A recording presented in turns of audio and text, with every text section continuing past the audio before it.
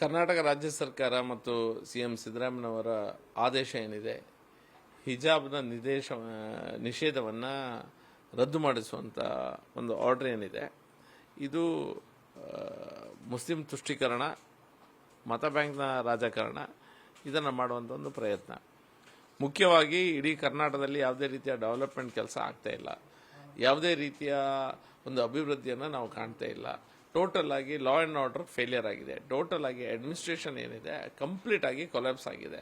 ಇಂಥ ಸಂದರ್ಭದಲ್ಲಿ ರಾಜ್ಯ ಸರ್ಕಾರ ಅದರ ಬಗ್ಗೆ ಸ್ವಲ್ಪ ಅಟೆನ್ಷನನ್ನು ಕೊಡಬೇಕಂತ ಸಂದರ್ಭದಲ್ಲಿ ಇವರು ಹಿಜಾಬ್ ಇಶ್ಯೂವನ್ನು ಪುನಃ ಮನ್ನಣೆಗೆ ತರುವಂಥ ಪ್ರಯತ್ನವನ್ನು ಮಾಡ್ತಾ ಇದ್ದಾರೆ. ಯಾಕಂತ ಹೇಳಿದ್ರೆ ಇದು ಆಲ್ರೆಡಿ ಹೈಕೋರ್ಟ್ನಲ್ಲಿ ಹಿಜಾಬ್ ಬ್ಯಾನ್ ಇದೆ, ಅದನ್ನು ಹೈಕೋರ್ಟ್ ಎತ್ತಿ ಹಿಡಿದಿದೆ.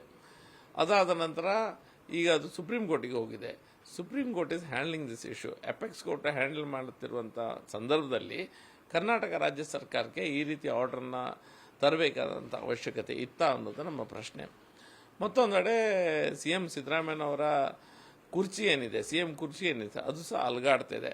ಮತ್ತೊಂದು ಕಡೆ ದಾವಣಗೆರೆಯಲ್ಲಿ ಮೊನ್ನೆ ಆದಂಥ ಚುನಾವಣೆ ಸಂದರ್ಭದಲ್ಲಿ ಯಾವ ರೀತಿಯಾಗಿ ಮುಸ್ಲಿಂ ನಾಯಕರು ಕಾಂಗ್ರೆಸ್ ಪಕ್ಷದ ನಾಯಕರನ್ನ ಬೈದಿದ್ದಾರೆ ನಮಗೆಲ್ಲ ಗೊತ್ತಿದೆ.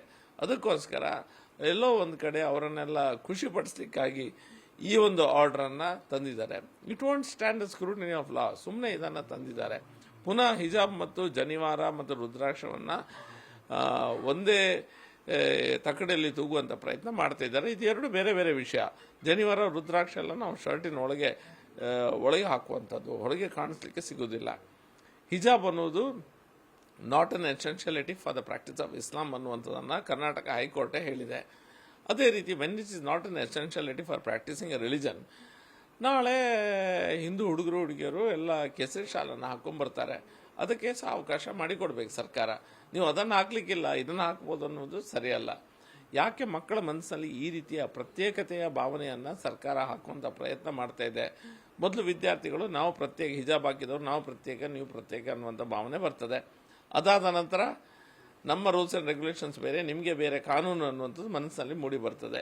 ಅದಾದ ನಂತರ ನನ್ನ ಶರೀಯತೆ ಬೇರೆ, ನಿಮ್ಮ ಸಂವಿಧಾನ ಬೇರೆ, ನಮ್ಮ ದೇಶ ಬೇರೆ, ನಿಮ್ಮ ದೇಶ ಬೇರೆ ಅನ್ನುವಂಥ ಭಾವನೆ ಸಣ್ಣ ಮಕ್ಕಳ ಮನಸ್ಸಿನಲ್ಲಿ ಬರಲಿಕ್ಕೆ ಸಾಧ್ಯ.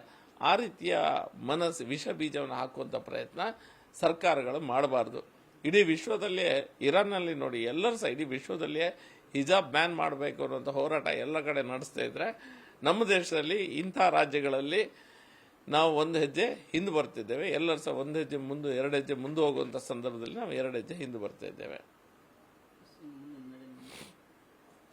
ಭಾರತೀಯ ಜನತಾ ಪಾರ್ಟಿ ಹಿಂದೆ ನಾವು ಯಾವ ಹಿಜಾಬಿನ ಬಗ್ಗೆ ಯಾವ ನಿಲುವನ್ನು ತಗೊಂಡಿದ್ದೇವೆ ಅದೇ ನಿಲುವನ್ನು ನಾವು ಮುಂದುವರಿಸ್ಕೊಂಡು ಹೋಗ್ತೇವೆ.